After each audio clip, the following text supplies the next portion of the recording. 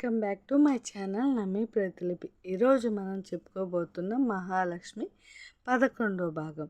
ప్రియా, అన్నయ్యకి నువ్వే సపోర్ట్ చేయకపోతే ఇంకెవరు చేస్తారమ్మా అంటూ ఎమోషనల్ బ్లాక్మెయిల్ చేస్తాడు ప్రేమ్. ఏంటి, ఏం చేయాలో అసలు నీకు చెప్పు. ఆమెతో తొలుగు తెలుసుకొని దాన్ని ఎలా వదిలించుకోవాలని కదా నీ ప్రయత్నం. అంతా నాకు తెలుసులే. అలాంటిదేమీ లేదు ప్రియా, నేను మంచివాణ్ణి. నాన్నగారు చెప్పారు కదా, ఇక నేను చెప్పినా కానీ ఎలాంటి లాభం లేదు అని. అందుకనే నా తప్పుకు ప్రాయశ్చిత్తం చేసుకోవడానికి నేను మారిపోవాలి అనుకుంటున్నాను. దానికి నువ్వు సహాయం చేయవా ప్రియా? అవును, ఇదంతా నిజమేనా లేక అబద్ధమా అని అంటుంది ప్రియ. నువ్వు చూసావుగా, నాకు ఇందాక సహాయం చెయ్యవు. సరే, నేను బలహీనత ఏమిటో కనుక్కొని నీకు చెప్తాను. తరువాత నువ్వేం చేస్తావో చెప్పు అంటుంది. అన్నయ్య ప్రేమ్ వైపు చూస్తుంది ప్రియ. ఆమె మనసు కోసం వాళ్ళ అమ్మ నాన్నని వదిలేసుకొని వచ్చింది కదా, అందుకైనా ఏదైనా సహాయం చేద్దామని, అంతే, ఇంకేమీ లేదు ప్రియా. ఆమెకి ఇష్టమైనది ఏంటో తెలుసుకుని దాన్ని గిఫ్ట్గా చేసి ఇవ్వాలనుకుంటున్నాను. వీలైతే నువ్వు సహాయం చేయి, లేదంటే లేదు అంటూ ప్రియా వైపు చూస్తాడు ప్రేమ్. సరే అన్నయ్య, అయితే నేను నీకు సహాయం తప్పకుండా చేస్తాను.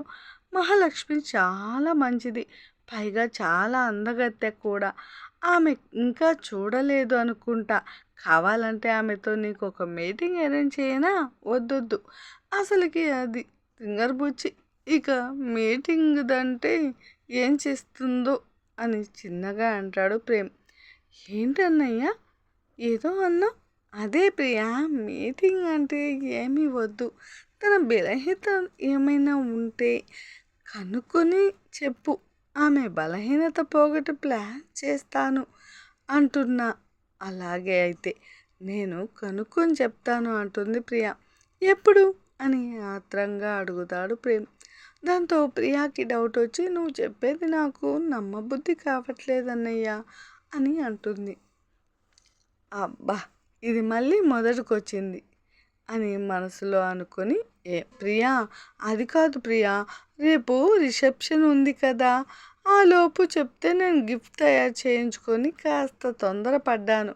నీ ఇష్టము, ఎప్పుడైనా చెప్పాలని అంటాడు ప్రేమ్. సరే సరే, నేను వీలైనంత త్వరగా కనుక్కొని నీకు చెప్తాను అని అంటుంది ప్రియాగా. అలాగే, థ్యాంక్ యూ ప్రియా అని చెప్పి అక్కడి నుంచి వెళ్ళిపోతాడు ప్రేమ్. ఏంటన్నయ్యతో ఈ మార్పు ఏదో తేడాగా ఉంది, అయినా అంతా మంచి జరగాలని కోరుకుందాం అని మనసులో అనుకుంటుంది ప్రియ. అది ఒక పెద్ద బంగ్లాలో పెద్ద గోడకి ఫోటో ఫ్రేమ్ తగిలించి ఉంటుంది. అందులో ఒక 40 ఏళ్ళ ఆమె అందంగా నవ్వుతూ తన ఫోటో ఉంది. దానికి ఎదురుగా ఒక సౌజన్య నిలబడి, అమ్మా, నీకు ఇచ్చిన మాట నేను ఎప్పుడూ జవదాటను. భావని ఖచ్చితంగా నా సొంతం చేసుకుంటాను అని అంటుంది. అప్పుడే ఆ గదిలోకి వస్తాడు సౌజన్య తండ్రి. తన ఒక్కగానొక్క కూతురు ముఖం వెలవెలబోవడం గమనిస్తాడు. అమ్మా చిట్టి తల్లి, మనకేం తక్కువని నువ్వెందుకు అంత బాధపడుతున్నావు? నీకోసం అంటే 1,000,000 మంది ఎదురు చూస్తున్నారు. నువ్వు ఇప్పుడు అను, నీకు వెంటనే ఒక కోటీశ్వరుణ్ణి, ప్రేమ్ కంటే 1000 రెట్లు అందగాన్ని తీసుకొచ్చి పెళ్లి చేస్తాను. నువ్వు ఇలా బాధపడుతూ ఉంటే నేను చూడలేను తల్లి అని అంటాడు భూషణం. ఏం మాట్లాడుతున్నావు నాన్న? నువ్వు అమ్మ చనిపోయేటప్పుడు ఏం చెప్పిందో, నేను అత్తయ్యకి కోడలుగా వెళ్ళాలని మరీ కోరింది. ఆమె మాట నేను కాదనలేను అని అంటుంది సౌజన్య. అంటే నువ్వు భావని రెండో పెళ్లి చేసుకుంటావా? రెండో పెళ్ళి ప్రేమ్కి అసలు ఆ పల్లెటూరు అమ్మాయి అంటే అస్సలు ఇష్టం లేదు. ఒకసారి అత్తయ్య వెళ్ళి చేసుకోమని చెప్పినప్పుడు సరే అన్నాడు.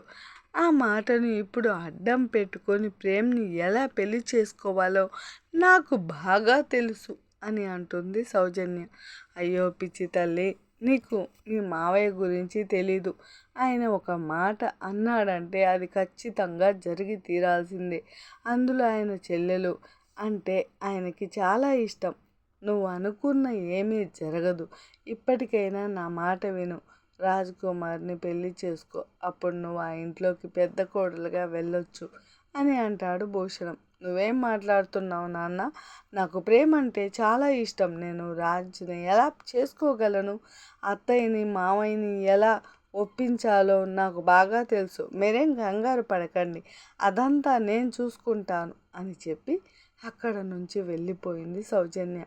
ఫోటోలో ఉన్న తన భార్య వైపు చూస్తూ కావేరి సరస్వతి మీద ఉన్న కోపంతో దీనికి చిన్నప్పుడు నుంచి మా బావ ఇంటికి కోడలుగా వెళ్ళాలని చెప్పావు. ఇప్పుడు అదే విషయం అది మైండ్లో పెట్టుకొని తన జీవితాన్ని నాశనం చేసుకుంటుంది. నన్ను కూడా తన తప్పుల్లో తోడుగా వింటుంది. నువ్వే కనుక అలా చేయకపోయినా ఈరోజు ఇలా ఉండేది అని అంటూ 2 కన్నీటి బిందువులను కార్చాడు భూషణం. ఇంకా ఉందండి, ఏవైనా చిన్న చిన్న తప్పులుంటే సరి చేసుకుంటాను, సారీ. ఈరోజు వాయిస్ అంతగా బాగోలేదు. హాయ్ ఫ్రెండ్స్, మహాలక్ష్మిని ఆదరిస్తున్న మిత్రులందరికీ ధన్యవాదాలు. మీరు చాలా బాగా చదివి రేటింగ్ ఇస్తున్నారు. అలాగే కొంచెం ఎలా ఉందో కూడా చెప్తే బాగుంటుంది. మీరు రాసే కామెంట్స్ చదువుతూ ఇంకా బాగా రాయగలనన్న నమ్మకం నాకుంది. మీరు ఖచ్చితంగా ఎలా ఉందో చెప్తారని ఆశిస్తున్నాను.